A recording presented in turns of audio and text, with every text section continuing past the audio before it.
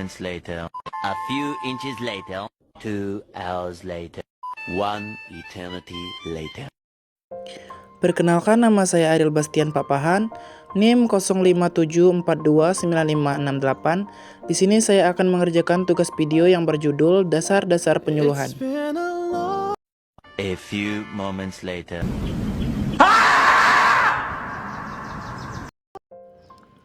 Baiklah, kita mulai dari yang pertama. Berikut beberapa konsep dalam pengertian penyuluhan pertanian beserta penjelasannya dengan menggunakan bahasa sendiri. 1. Penyuluhan sebagai proses pendidikan. Penyuluhan pertanian merupakan proses pembelajaran yang dilakukan oleh penyuluh kepada petani dan pelaku usaha pertanian. Tujuannya untuk meningkatkan pengetahuan, keterampilan, dan sikap sehingga petani mampu memperbaiki cara bertani, menaikkan hasil produksi, dan meningkatkan kesejahteraan hidupnya. 2. Penyuluhan sebagai pelayanan dan pendampingan. Penyuluhan bukan hanya menyampaikan informasi, tetapi juga melibatkan pendampingan aktif pada petani agar mereka dapat menerapkan teknologi atau inovasi baru secara efektif.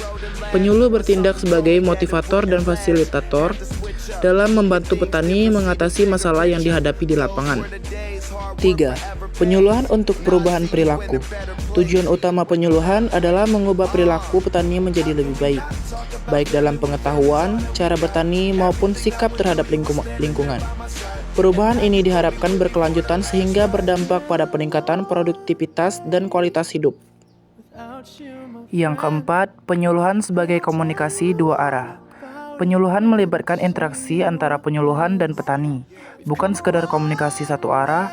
Hal ini memungkinkan penyuluhan mengetahui kebutuhan dan hambatan yang dihadapi petani, sehingga penyuluhan bisa disesuaikan dengan kondisi nyata di lapangan. Dan yang terakhir, penyuluhan untuk pemberdayaan masyarakat. Melalui penyuluhan, diharapkan petani dan masyarakat desa semakin mandiri dan berdaya, mampu mengelola sumber daya secara efektif, serta berpartisipasi aktif dalam pembangunan pertanian dan peningkatan kualitas hidup mereka. Konsep-konsep tersebut merupakan dasar yang harus dipahami oleh penyuluhan agar penyuluhan dapat berjalan efektif dan memberikan manfaat nyata bagi petani dan masyarakat. 2. Sasaran penyuluhan disebut sebagai sasaran karena merupakan pihak atau kelompok yang menjadi fokus utama dari kegiatan penyuluhan, yaitu mereka yang akan membantu, memahami, dan menerapkan materi penyuluhan. Dalam konteks penyuluhan pertanian, sasaran ini biasanya adalah petani beserta keluarganya yang terlibat langsung dalam usaha tani. Mereka menjadi sasaran karena perilaku, pengetahuan, dan sikap mereka yang ingin diubah atau ditingkatkan melalui penyuluhan agar dapat memperbaiki praktik pertanian dan meningkatkan kesejahteraan. Dengan kata lain, sasaran adalah penerima manfaat utama dari proses penyuluhan yang diharapkan mampu mengaplikasikan ilmu dan teknologi yang disampaikan sehingga terjadi perubahan positif di lapangan. Penjelasan ini menegaskan bahwa sasaran penyuluhan adalah inti dari sistem penyuluhan karena tanpa sasaran yang jelas, proses penyuluhan tidak dapat berlangsung efektif dan tujuan perubahan perilaku yang diharapkan sulit tercapai. 3. A. Berdasarkan pengamatan kegiatan penyuluhan pertanian di berbagai wilayah, tema kegiatan penyuluhan biasanya berkaitan dengan masalah nyata yang dihadapi petani. Misalnya, pencegahan dan pengendalian hama dan penyakit tanaman, peningkatan kesuburan tanah, penggunaan pupuk organik, atau peningkatan teknik budidaya yang lebih efisien dan ramah lingkungan.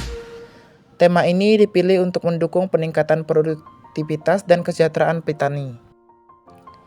Sasaran kegiatan penyuluhan tersebut umumnya adalah petani dan keluarganya, khususnya kelompok tani yang menjadi pelaku utama dalam usaha pertanian. Petani ini menjadi sasaran karena mereka adalah pihak yang langsung melakukan kegiatan bertani dan yang diharapkan dapat menerapkan pengetahuan atau teknologi baru yang disampaikan oleh penyuluh agar terjadi perubahan positif di lapangan. Contohnya, kegiatan penyuluhan pencegahan hama pada tanaman padi di desa tertentu diikuti oleh perwakilan petani dari beberapa kelompok tani.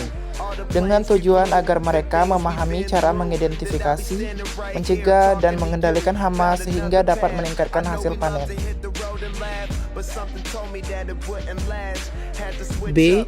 Karakteristik sasaran penyuluhan pertanian umumnya meliputi beberapa aspek berikut. 1. Demografis.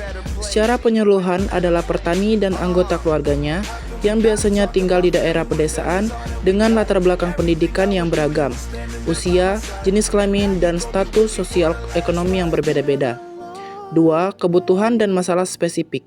Setiap kelompok sasaran memiliki kebutuhan khusus yang berkaitan dengan kondisi lingkungan, jenis usaha pertanian, serta masalah yang dihadapi seperti hama, penyakit tanaman, atau keterbatasan teknologi.